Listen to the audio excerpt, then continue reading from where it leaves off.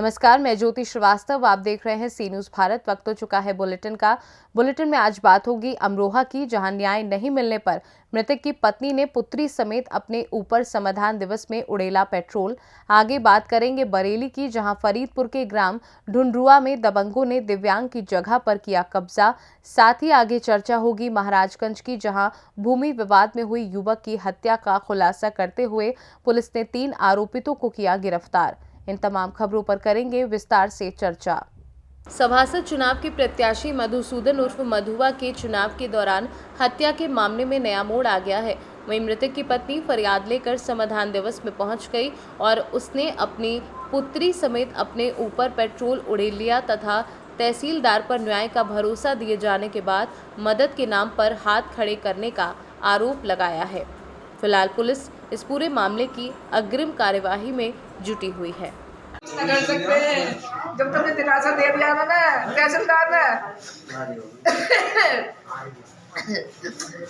अच्छा, तो तहसीलदार साहब ने मना कर दिया आपसे? हाँ, तहसीलदार ने मना कर दी कि हमने कुछ नहीं कर सकते। जो तुमने दिलासा दे दिया कि हम करेंगे कुछ, तहसीलदार ने भी। चलो ठीक है। अमरोहा से सी न्यूज़ संवाददाता गौरव श्रीमाली की रिपोर्ट। जनपद बरेली की तहसील फरीदपुर के ग्राम ढूंढरुआ में दबंगों ने दिव्यांग की जगह पर एक राय होकर कब्जा कर लिया है, जिसकी शिकायत पीड़ित 15 जनवरी 2022 से लेकर अब तक तहसील समाधान दिवस व फरीदपुर थाना पुलिस से करता चला आ रहा है। लेकिन तहसील व थाना पुलिस के जिम्मेदार अधिकारियों और कर्मचारियों ने पीड़ित दिव्यांग की मदद करना तो दूर, उसका उल्टा दबंगों पर कार्यवाही न करते हुए उन्हें मजबूत बना दिया। अब तो दबंग खुलेआम गांव से भागने की धमकियां दे रहे हैं, जिस पर पीड़ित ने दिनांक 4 नवंबर 2023 को फरीदपुर तहसील संपूर्ण समाधान दिवस में आकर अपनी शिकायत देकर एडीएम प्रशासन व मीडिया से न्याय की गुहार लगाई है। बरेली से सी न्यूज़ संवाददाता प्रमोद शर्मा की रिपोर्ट। बरेली तहसील फरीदपुर सभागार में आयोजित संपूर्ण समाधान दिवस में पहुंचे अपर जिलाधिकारी प्रशासन दिनेश मिश्रा ने क्षेत्र से आए फरियादियों की शिकायतों को सुना और उनके शीघ्र निस्तारण किए जाने के निर्देश संबंधित विभागों के अधिकारियों को दिए। अपर जिलाधिकारी प्रशासन दिनेश मिश्रा सुबह अपने निर्धारित समय पर आयोजित संपूर्ण समाधान दिवस में पहुंचे और विभिन्न समस्याओं से संबंधित आई शिकायतों को सुना और जिन विभागों से संबंधित शिकायतें प्राप्त हुई उन विभागों के अधिकारियों को सौंपते हुए उनका समय सीमा के अंतर्गत निस्तारण करने के निर्देश दिए। संपूर्ण समाधान दिवस में 37 शिकायतें दर्ज की गई। 2 शिकायतों का मौके पर ही निस्तारण कर दिया गया।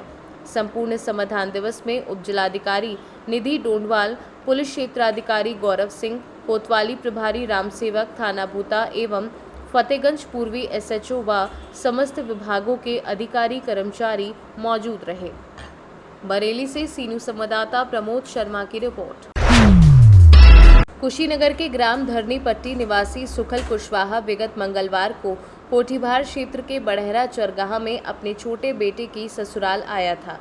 बुधवार को सुबह वह अपने स्कूटी से घर के लिए निकला था, लेकिन अपराह्न करीब 2 बजे गांव के समीप रमैता घाट के तालाब में उसका शव पाया गया। घटना की सूचना पर पहुंची पुलिस ने सामने मृतक की छोटी बहू संध्या ने अपने जेठ श्रीराम पर हत्या का आरोप लगाया। संध्या की तहरीर पर पुलिस ने श्रीराम सहित 3 पर गैर इरादतन हत्या का केस दर्ज कर मामले की जांच शुरू की। कोठीभार थाने में बड़हरा चरगाह में हुई सुखल हत्याकांड का सीओ अनिरुद्ध कुमार ने खुलासा कर दिया है और खुलासा करते हुए उन्होंने क्या कुछ जानकारी दी है, आइए आपको सुनवा देते हैं। 1 नवंबर 2023 को थाना कोठीभार क्षेत्र के चरगाह गांव के पास एक व्यक्ति सुखल की मारपीट के दौरान जो हत्या हुई थी, उसमें तहरीर में नामजद 3 अभियुक्तों को दिनांक 3 नवंबर 2023 को गिरफ्तार किया गया है और इसके बाद गिरफ्तार करने के बाद न्यायालय में रिमांड हेतु भेजा जा रहा है। इसके बाद पूछताछ के लिए यदि आवश्यकता होगी तो दोबारा तलब किया जाएगा। हत्या के पीछे कारण क्या रहा सर? हत्या के पीछे का मुख्य कारण जो प्रकाश में आया है वो जमीनी विवाद था और जो मृतक है उनके बड़े बेटे से जमीन को लेकर विवाद मुख्य कारण था। कुशीनगर से सी न्यूज संवाददाता अरुणेश कुमार गुप्ता की रिपोर्ट।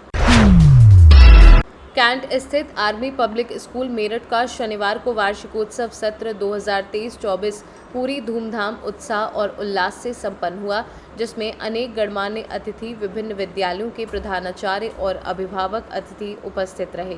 कार्यक्रम का आरंभ मुख्य अतिथि GOC पश्चिमी UP sub area major general Bhudev Parida और सुजाता परीदा के द्वारा दीप प्रज्वलन के साथ हुआ।